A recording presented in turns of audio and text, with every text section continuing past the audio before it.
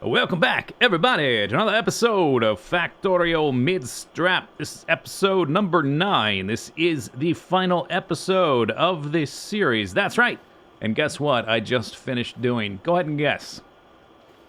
Yep, you guessed correctly. I just finished placing the last of the speed and productivity modules into the base, which means the base is finished, functionally anyway. It should be going, if I theory crafted it properly, it should be going at full speed now. The idea was for a base to go 450 science per minute, and to also build, more importantly, to build the next base, the megabase.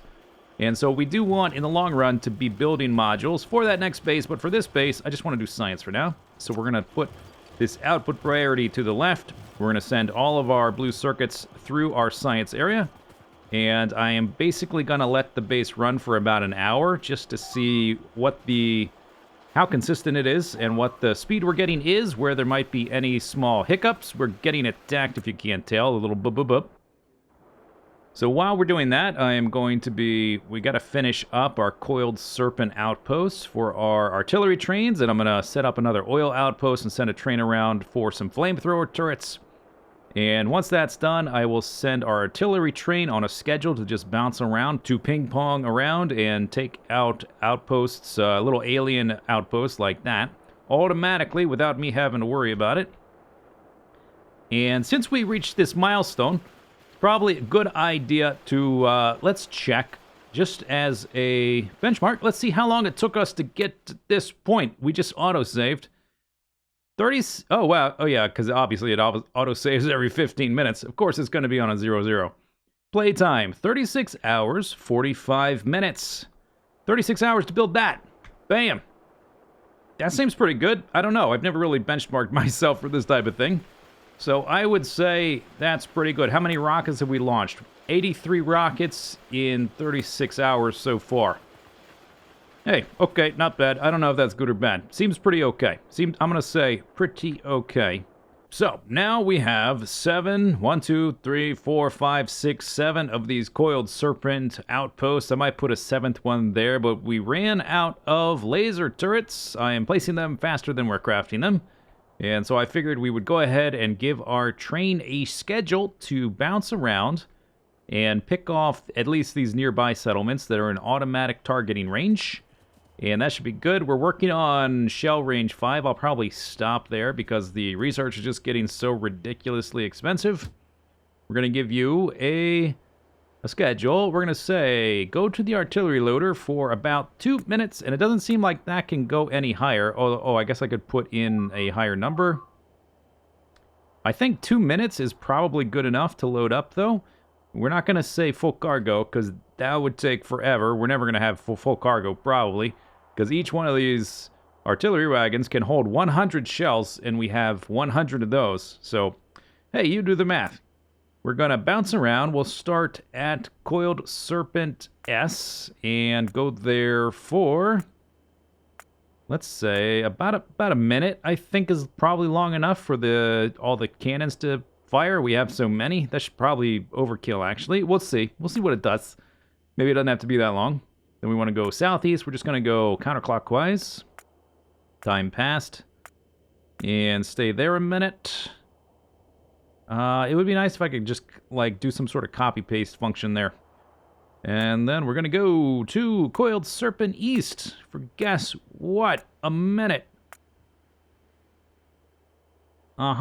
60, no, not 59 or 62. 60. Alright. Then we want to go to northeast for a certain amount of time passed. And we're using rocket fuel, so there's no way we'll run out of fuel. They each have 30 rocket fuel, each of the locomotives. For one, maybe can I copy paste this? Let's see, let's put in 60 and then I'll control C that. Okay, then we want to do the Coiled Serpent N for north, time passed. Oh yeah, okay, maybe that's not too bad. This is a long schedule. Never had a schedule this complicated. Usually my schedules are ping-pong, back and forth. Alright, now we want to go to northwest. For time passed. And then I don't have a west one, but I do have a southwest. Time passed. Okay. Does that look good? 2 minutes at the loader for the robots to... Actually, the whatever should... passive provider chest should have stuff. Maybe we can add this. Maybe we up this to 3 minutes. That should be good. Okay, so 3 minutes there. And then 1 minute at each of the other 7. So a 10-minute cycle, not including travel time. I think that's fine. There, automatic. Off with you. And while that is off patrolling around, ping-ponging around, and murdering the nearby outposts, I'm going to get to work on some flamethrower turrets. And to do that, we are going to... I know I just picked these up. Did I not? Maybe I didn't. We're going to need some oil wells. I think I'm going to set it up right here. And it's going to supply all these little stations. Here we go. What are you doing? There was no way that that's the best way to go. What? Okay, I must have screwed something up. Where are you going? You came back here. Oh, he had to go to the loader and he didn't think he was there or something. I think I interrupted his schedule. So now he's coming to the loader for 3 minutes. Okay, that makes sense. I was about to be very alarmed at what was going on. That the rail was messed up, but no. Okay, so now he's at the loader for 3 minutes. I think when I deleted his schedule before, he was in active mode, so he advanced like 3 inches or something. And so he wasn't actually at the station, so he had to leave and come back. Then I sit there for 3 minutes. That is really, I don't know if I've mentioned this before, but that is really a long train. Holy crap. Coiling in, middle of the night. Surprise attack. Is anything going to be within range? I'm actually not sure. Okay, anybody getting shot? I guess not. These guys aren't in range, huh? Oh, that's annoying. We are doing more range. But if they get any closer, then we'll have their number. Next, they're going to go over here, and I'm pretty sure this guy's in range, and I think these guys are in range. Alright, what about this position? I'm sort of curious how long it'll take for the train to stop, and then for the turrets to activate, and... There we... Yeah, somebody is in range. Good. Okay. A few outposts. These guys are also in range out here. And once everything's dead, I want to check the timer, see how long that took. As the range increases, after we get to the next one, maybe we'll need a little bit more time than that. But it seems like they're already done. And that was about half. Okay, so maybe if we change them all to 45 seconds, maybe that's a good... Maybe that's a good number. Let me copy-paste that. We got to update. Well, we definitely have a number of nests at the north and northwest positions, so this will be a good benchmark for the amount of time it takes them to clear them out, although if we're doing this routine more frequently, then there should be less bases here, I guess. Alright, guys. Have fun. Perhaps this train is a little bit bigger than it needs to be. Just occurred to me. Okay, they're dead. Yeah! Shoot them! Adios! Who you shoot? Oh, I didn't even see those guys. How did you know they were there? I guess you can see things within your range that I can't even see. That's kind of cool. Taking out of those guys. Might want an additional outpost here based on the way that these coverages are working. Alright, so how long was that? That was... Yeah, that seems about right. That seems about right. I think 40 seconds is the time we're going for here. Oh, wow. They're going to town out here. Oh, yes. Get wrecked. I guess I haven't done the manual fire here, so the amount of the map that's been explored over here is a lot smaller.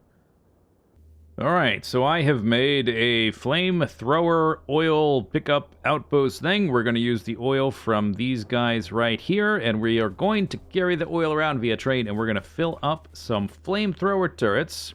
These things were introduced some time ago, but I don't think I've ever used them at all. This will be the first time, so this will be kind of fun. I used to use the handheld flamethrower quite a bit back in the day. It used to be really good against aliens, and at a certain point, I think they nerfed the damage, and I sort of stopped using it. So I never made one of these either. They are 2x3, and unlike most other turrets, they can't fire in a full circle like these laser turrets. They have an arc, they face a certain direction, and they have a little input-output pipe there for the oil. So I think given the amount of coverage... Hey! Hey! Hey! Hey! Okay, that's what I thought. That's what I thought. I think, given the amount of coverage and their dimensions and the configuration of my wall, I think I'm going to put one in front of each of our substations. And I'm going to start with the coiled serpent outposts, but eventually, once I build enough laser turrets, I'll probably just convert the entire wall to this, because it kind of looks cool. It's kind of fun. So we're going to do it like this. Let's see how far. That doesn't quite reach. How many are we shy?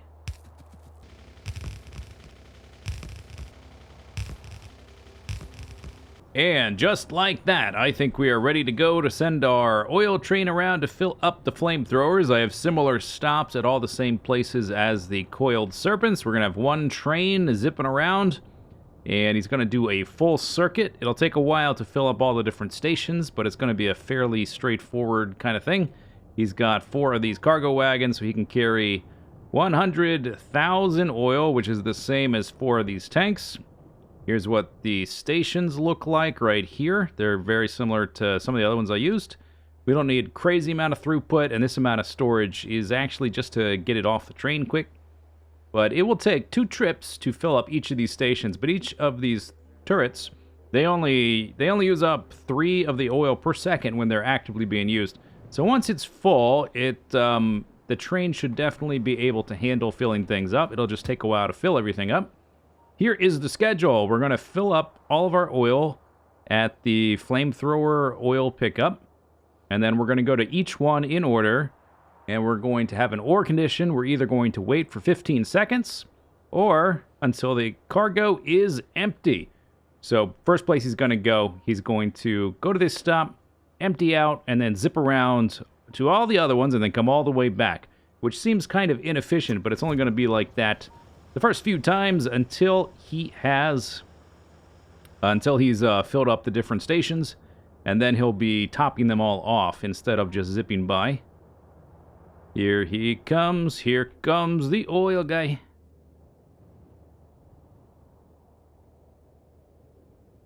All right, and actually 15 seconds at each one is probably overkill, given how fast that was to empty out. Now, it would be more efficient for this first phase if I had him come back and fill back up and then go all the way back around. But in the long run, it's just easier to give him this schedule and set it and forget it. But given how fast that was, I think I may, if I can click on him, maybe it's better to put these down to like 10 so that he gets to all the different stations a little bit faster. I don't think we need to go any faster than 10.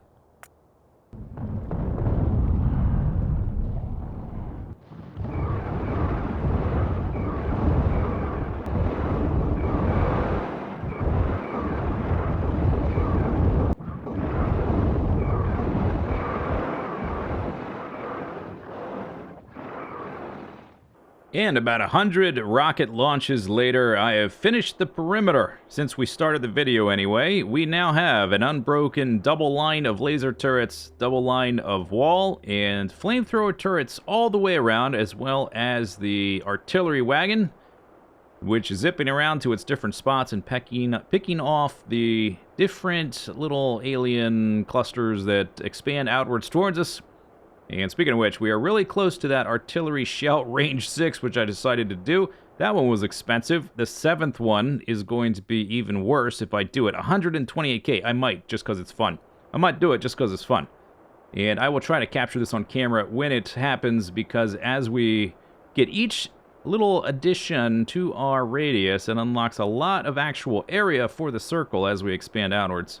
So maybe that'll be cool. But now that the perimeter is done, we can focus on the science, and there is a little bit of an issue with the military science.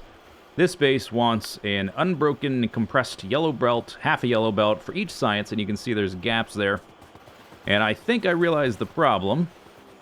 The problem is the grenade's not getting enough iron. You can see here, we are missing grenades periodically there. And we want that guy continuously crafting.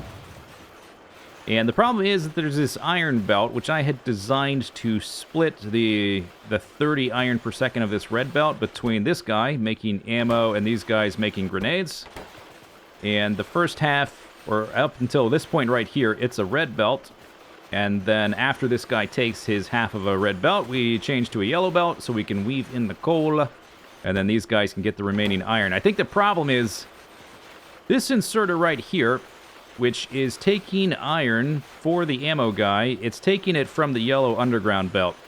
And so this yellow belt has less than 15 per second because this guy is here. And I think 2 fast inserters for him is okay. So I'm going to do that, and we're going to watch it for a while. See if that helps. See if we have more grenades being made down here. See if this guy starts to get his grenades. And then, oh, another rocket launched.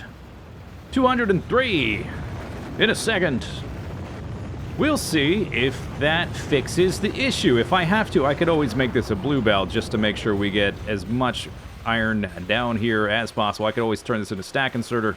There are things we can do if we need to do them. Oh yeah, now we have grenades down here. Okay, fantastic. You can't actually, you're having trouble outputting, huh? As long as you don't back up too much. Yeah, I think it's fine. Everything's fine.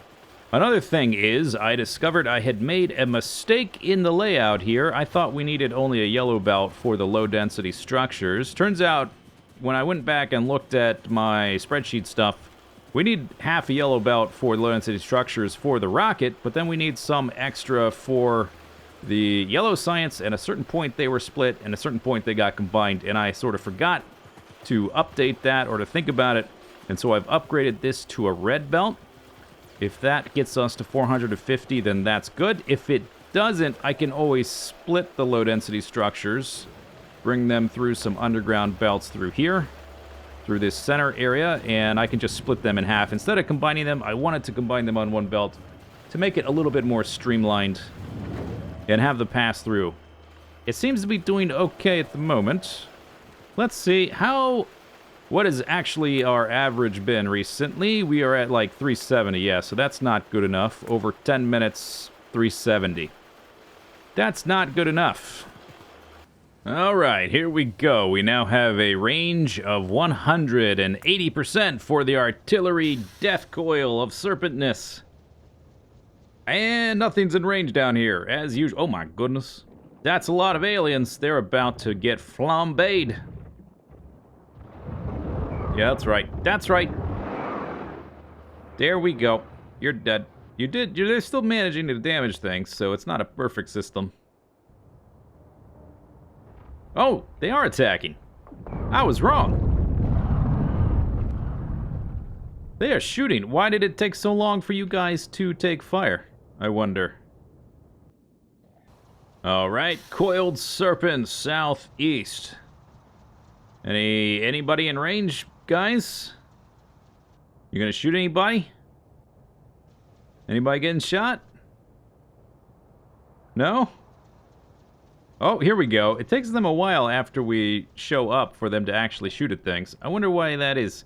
Maybe we need a longer timer so they can sit around a little bit longer. I guess they have to scan the area or something. And coiled serpent northeast. Going by the previous ones, it's going to take them 20 to 25 seconds. I don't know if they're scanning. I think they were faster than that before. So maybe the further away things are, the longer it takes. I'm not sure the exact underlying mechanics. There go some shots. I guess the corners we might have more things getting shot because we're at a corner. So more of a radius. Okay. Northwest corner. Shoot a lot of things, please. I want to see a lot of fireworks. Shoot things. Oh, there we go. Here we go. Oh, yes. Yeah, that's what I'm talking about. That's what I wanted to see. That's what I wanted to see. Oh, goodbye. Goodbye. Yeah. Look at all that. Oh, it's amazing. This is what I wanted. This was the artillery dream. I want to see this every time. We got to get that, the range 7 is going to take forever. I got to do the range 7. Oh wow, I just realized I haven't researched any of the fire upgrades. Okay, let's cancel these. We can resume later. We gotta do this right now.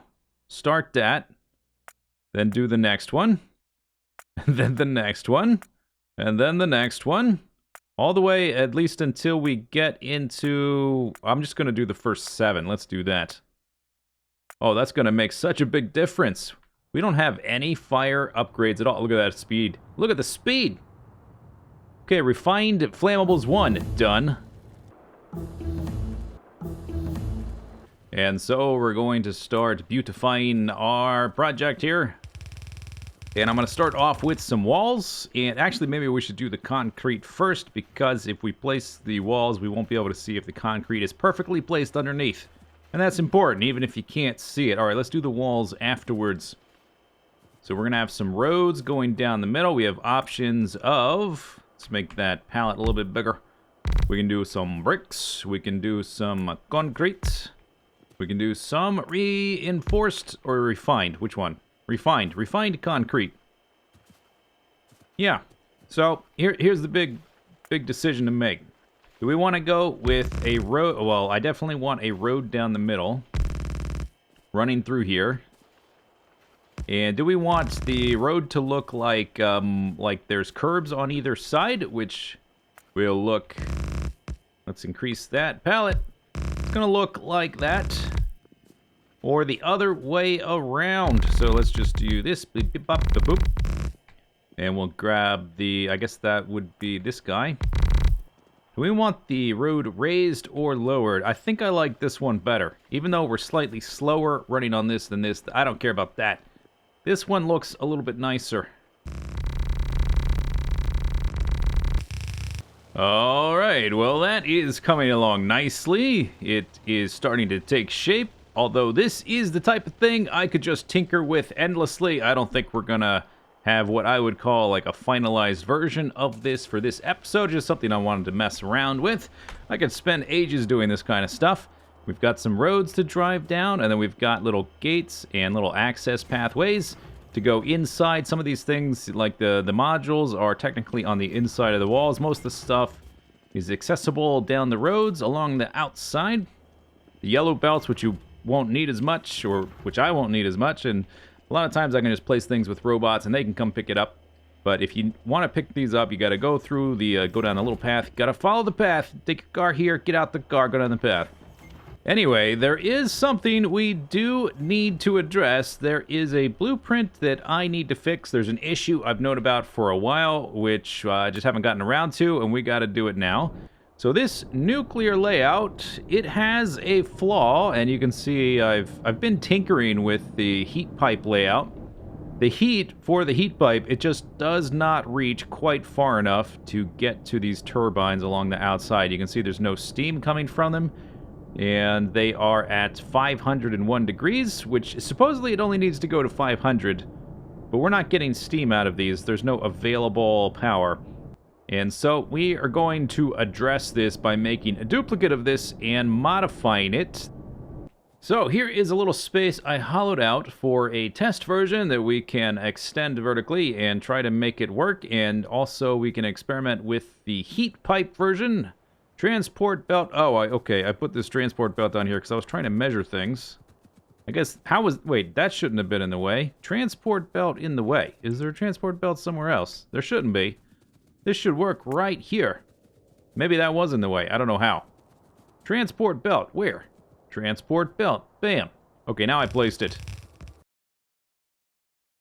Alright, that is step 1. The robots aren't quite finished. I don't think we had more than 10 extra reactors laying around, and we're missing some steam turbines, but that doesn't matter as long as the ghosts are there. What we're going to do now is take a blueprint of the bottom half and store it for later, and then we're going to get the robots to pick all that up, and we'll start piecing together to the top half, work on what needs to change, what I think might work, given the version we have existing.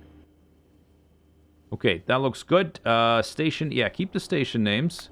create the blueprint, put it in my inventory, turn off personal roboport. Actually, I guess I could, but I want my robots to do it because I want them to store things, and I don't want to fill up my inventory. So now that we have that, you know what? I'm going to let's make a custom deconstruction planner, and let's blacklist roboports so that the robots can continue to work in the area. And I also want to blacklist substations and I think big electric poles so that the network supplying the roboports continues to work as well. Where did it go? Oh, did I? No, it's here. I found it. Okay. Pick all that up then. Pick it up. Pick it up, robots. Okay, next we need to shift around some of these guys. I want to keep the same train layout and the unloading stations and stuff. That all seems to work pretty good, but what I think might help is shifting some of these guys on the outside to the inside, and we want to keep the same number total, so let's just copy and paste, or cut and paste rather. Oh, right. Whoops. Okay, I turned off my personal roboport. Let's turn it back on, because I want to do this personally. There we go. Okay, transfer that one there. Like so, and then cut this one and put it there. That means that the reactors would need to be shifted downwards as well, and then I guess let's get rid of these. I'm going to be using my personal roboport, and we can place those later. We can fiddle with that. I just want sort of an idea of this little layout right here, so let's do a copy of this corner where that was, but we want, like, yeah, the end there, I think. Like that. Get rid of those. Okay, that's that little corner. Let's copy the heat pipe. Let's get this substation and just do that. Okay, so that's the little heat pipe corner, and then these guys are going to... Oh, I guess I don't have any of those. I can do a copy-paste those so we can see what it looks like. And basically, I just wanted to see the spacing, so now we will take this guy and cut him and just shift him downwards so that the heat pipe travels a shorter distance total. Alright, so in the old layout, we had a row. Let's just do some counting, make sure we have the same number, because they're shifted around. We had 16 heat exchangers in a row on the outside, and on the inside, we had 14, which was more space efficient, but the pipes needed to travel too far. So now we've got the opposite. We've got 16 there, and 14 there. Hopefully that'll be good. And then to account for that, we just need to do that with the pumps. And we'll have to readjust some of the power concerns, obviously, because those guys need power. All right, all of the trains are set up. The new layout is set up. I have made it look nice. I reworked the power grid and where all the substations were, all that kind of stuff. We're gonna get the uranium going. We gotta fill these guys up with what there. And then we have to wait a while for our fuel cells to process and the Covarex and stuff, but I do have that buffered chest over here in our original one full of 235, the light green, and so we'll be able to get up and running a little bit faster this time. You can see a little bit the difference in layout there. It's a little bit bigger. It kind of looks cool. It looks a bit like a honeycomb or like a robot's head, transformer or something. I don't know. All right, you go get some water. Go get some. I got to make sure not to be standing on the train tracks because there's about to be trains coming back in. Don't get hit by trains, please. Alright, well, I've been doing a series of modifications, trying to test things and fix things and make things better. I've modified the little unloading area to fix an imbalance where one side would get more water than the other. It seems pretty even now if I look at the tanks distributing the water. If I look at the lines, they all have water, so that's good. I've been also experimenting with the heat pipes, and you can see the two sides are pretty different now. It turns out, it seems like making a big grid is more effective than making a more stripped-down, streamlined line of heat pipe. You can see that we're getting heat all the way down on this left side, and on the right side, it's not as hot. So I guess the left side works better, and the big thing is trying to get it up to full capacity. So I suppose what I'll do now is convert the right side over to the same, and also, since I've learned this, I want to try a similar thing over here, which I sort of did, but not as much. Hey, look at that! We have total Steam coverage! Oh, that looks awesome! I hope it stays consistent. I hope it's not just a blip on our radar. Looks like we've got about 3 gigawatts total of power, which is what we should have. Oh wow, I think it might actually work. I have to test this version with that layout now and see if that works or not. Well, I think that solves that question. I isolated the new layout there. It's now on its own little network and basically not doing anything but powering some inserters and light bulbs. And this thing, I connected the old one, I connected it back to our network, and the heat pipes, they're just not enough. So I guess that new layout, it kind of feels good. I'm glad. I'm glad. It took a long time to make this thing. I'm glad it wasn't for nothing. Because turns out we do need it. These heat pipes are not reaching far enough, even with the super duper grid, which means we need to switch back to this layout. Although, of course, I could just plug both of them in, but I want to make sure that this thing is optimized as much as possible before I update the blueprint and release it and stuff. But I think that's enough work on that for now.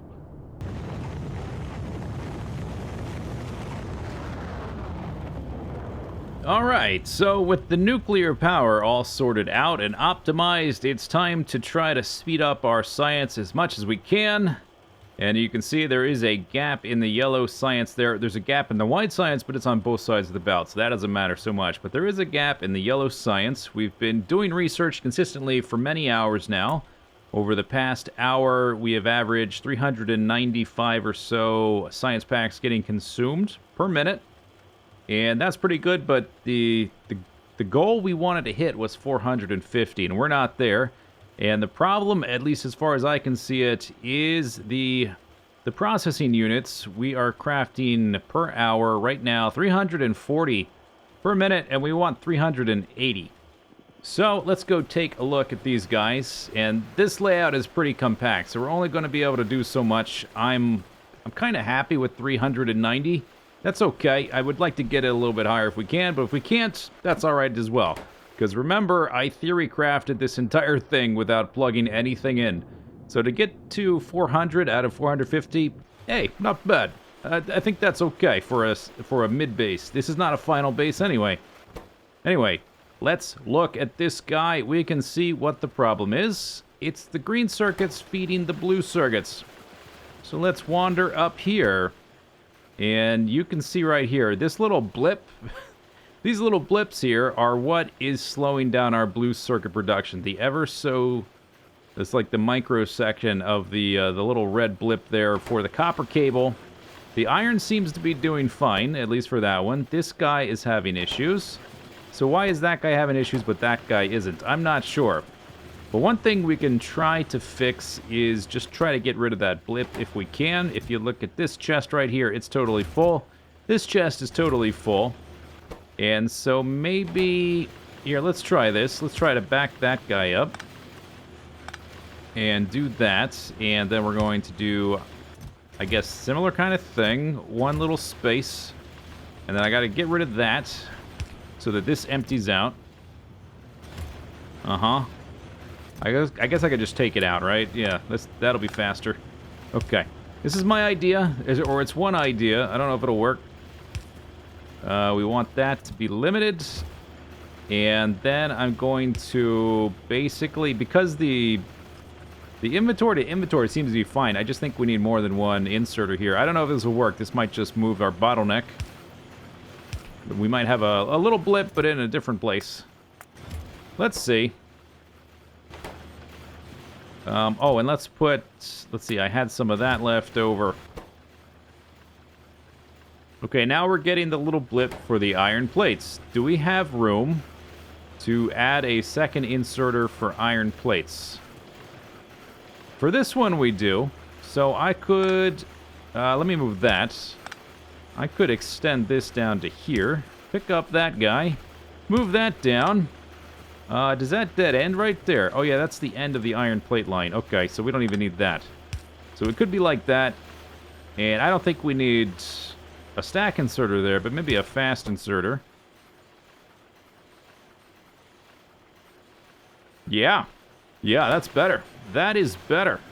Can I enable that kind of thing for all of these guys? I'm not sure, because the layout is fairly compressed. But we might be able to work out something.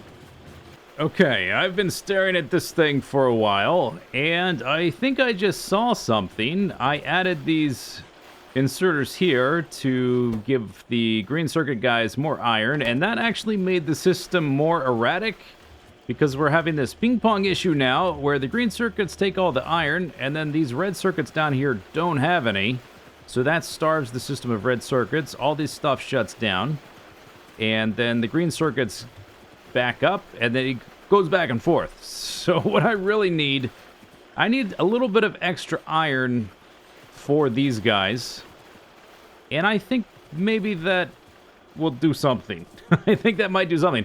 And I've been staring at this thing for a while, trying to figure something out, and I think we have a little bit of extra iron here. At least at the moment, we're not using it until we're making more blue circuits. What type of belt is that? That's an express belt. Okay. So here's what we're gonna do. I don't know if this is gonna work. Well, I know it's gonna work, but I don't know what other side effects it's gonna have. We can do that, and we can go straight sideways through all of this. And then we end up right there. So I will need to do that.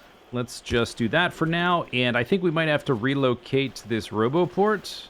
It's important to have one in the middle of the blueprint. Or maybe we can keep it on the outside. Maybe it doesn't have to be there. Let's get rid of it for a second, because now we have a little bit of extra metal. There's that. And basically, I need it to resupply this guy and this guy. I was thinking about mixing it with those two belts, but maybe we don't need to. If I do this and that, and let them both have... Let's just start with the fast inserter and see what the effects are. And then maybe think about where that RoboPort could go.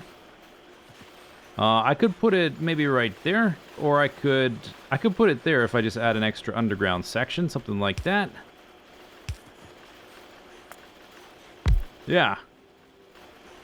Okay, so that reinforces these guys, and they will take less from this. So maybe the iron will back up a bit, which will help the green circuits and the red circuits make blue circuits. I don't know. Maybe. We'll see. Well, I have made a little bit of progress. I moved the substations around. I gave each of these guys a fast inserter in addition to the stack inserter, so they have more access to iron. And we reinforce the iron down here by coming through the side. The bottleneck now is still going to be the copper cable, and I don't know how I would be able to fix that without completely redesigning this. This is fairly compact, as you can tell. But what we've done is we have managed to increase our average up to 450 blue circuits. It was what, about 420 before? Blaze it. Now we're at 450. The goal was 480. And we've gone from, what, 390 science per minute or whatever it was, up to 415, 416, 420, somewhere in there. So I'm going to say that's pretty good. And that is going to be, I guess, a good place to end the series. This was an experiment into designing an entire base before testing any of it. And it was a lot of fun. It was really tricky. A lot of work. A lot of math and stuff like that. We may come back to this world at a certain point and do something bigger. This isn't the Midbase after all. This is not the megabase. So we may do something with it. I'll probably do something else for a little while and then come back to it. Anyway, hope you enjoyed the series. Leave your comments below. And I will see you next time. Bye-bye.